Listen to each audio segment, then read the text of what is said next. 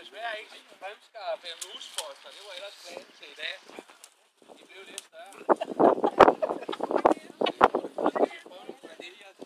Det er omkring til.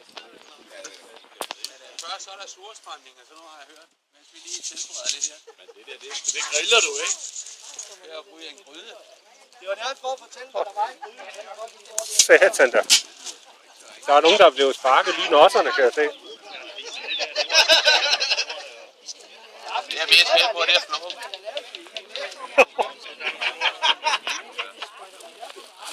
Det er kun et kok. Og jeg troede, det var, når man nussede på dem, at der kunne træffe. Der er 2 af dem, der ikke er til stå, men det er jo ikke dyren, der vinder hver gang.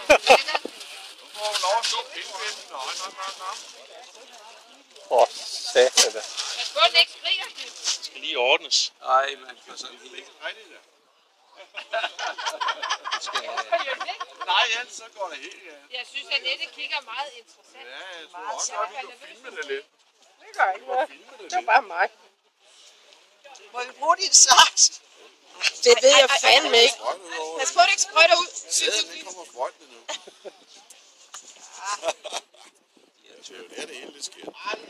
Nej, hvad sker der? Har du prøvet det grillet, eller hvad? Har I smagt det? Ja, Det er en delikatesse lige fra. Jeg kan fandme ikke komme ned i. tryk til. Hvad på fingrene? Kan I fornemme, hvor ondt det gør? Ja. Jeg synes, du er ret sej. Jamen, den har jo en hinde, der ligesom falder fra Det nu. synes jeg er sej. Så skal den flås.